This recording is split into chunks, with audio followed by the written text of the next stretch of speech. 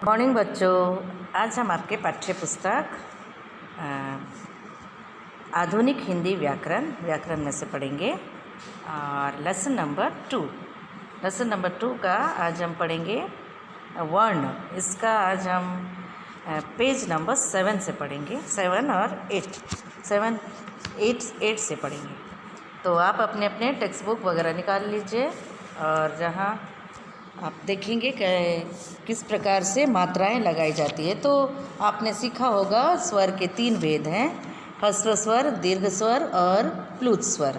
फिर आपने देखा होगा मात्रा चिन्ह। आपको सबको मालूम है कि स्वरों के जितने भी चिन्ह हैं तो उसको उन्हें मात्रा कहते हैं। मात्रा जो व्यंजनों के साथ प्रयोग करते हैं, स्वरों के जो चिन्ह होते हैं उनको ही उनका स्वरूप बदल जाता है और इन चिन्हों को हम मात्रा कहते हैं। और मात्रा चिन्ह आपको आ से लेकर और आ तक आपने देख लिया। अब है नेक्स्ट है 8, पेज नंबर 8। र में यहाँ दिया है जो र, उसमें आप ऊ की मात्रा लगाने पर रू बनता है। र में ऊ की मात्रा लगाते हैं तो रू बनता है, जैसे रुकना और रुपया। और र में आप ऐसे लगाएंगे तो ये बनता है, ये छोटा ऊ र। परंतु बहुत सारे बच्चे गलती करते हैं, यहाँ कभी भी नहीं लगाते हैं नीचे, यहाँ नीचे नहीं लगाई जाती है, तो ये गलत उत्तर है।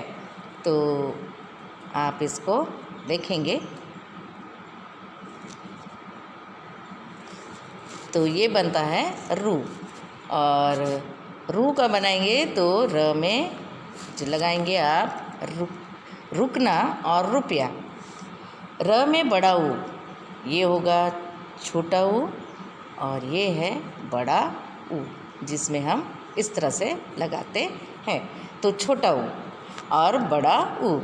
तो र में उसमें नीचे नहीं लगा के उसमें यहाँ पर लगाया जाता, उसका पेट में लगाया जाता। तो रू में र में ऊ की मात्रा, बड़ा ऊ की मात्रा लगाने पर रू बनता है, जैसे रूप और रूस। रूप यानी शक्ल सूरत और रूस एक शहर का देश का नाम है। रूस यानी रशिया को कहा जाता है। दूसरा है व्यंजन। पहला तो आप स्वर देख लिए, अब दूसरा है व्यंजन देखिए।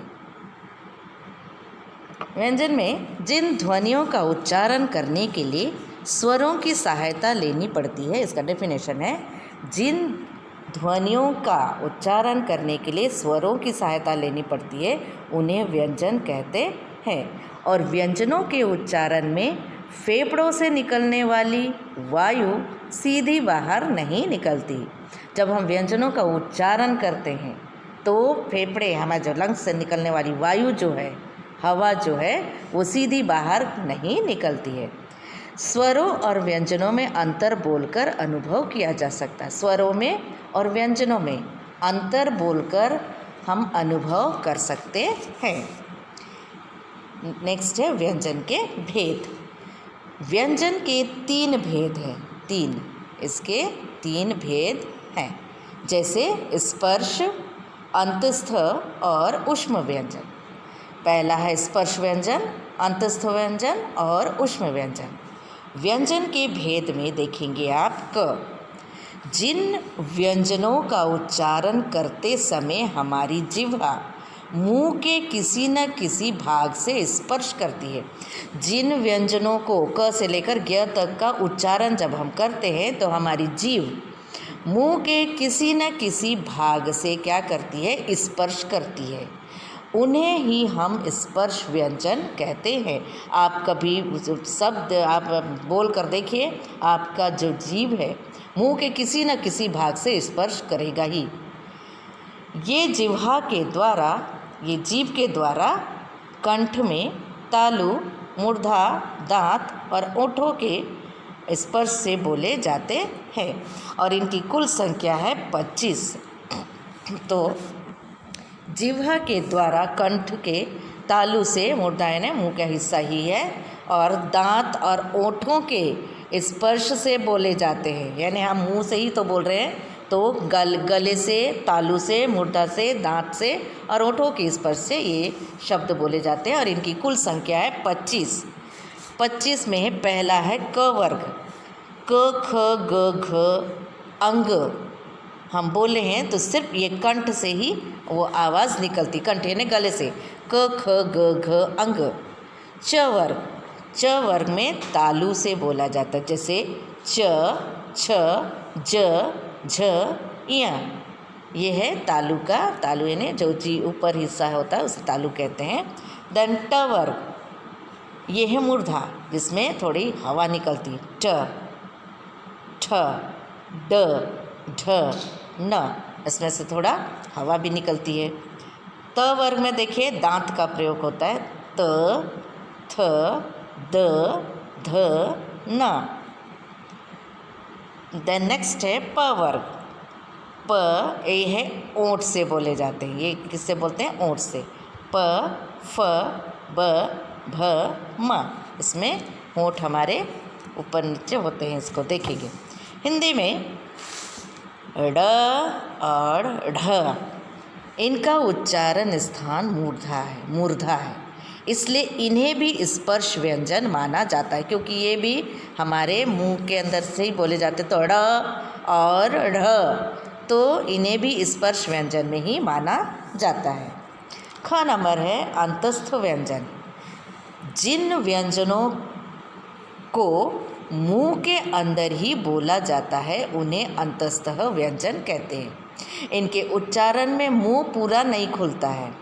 इन व्यंजनों का मुंह के अंदर ही बोला जाता है तो इन्हें अंतस्थ व्यंजन ही हम कहते हैं, और इनके उच्चारण में हमारा मुंह पूरा नहीं खुलता है, और इनका उच्चारण जब हम करेंगे तो जीभ, इसमें क्या होगा? आपका जीभ आएगा, तालु दांत और ओंठों की सहायता से होता है। इनकी कुल संख्या 4 है, य र ल व, इनकी संख्या है 4, य र ल व। इसमें जिह्वा से, तालु से, दांत से और ओंठ की सहायता से बोलते हैं। नेक्स्ट है ग नंबर है ऊष्म व्यंजन।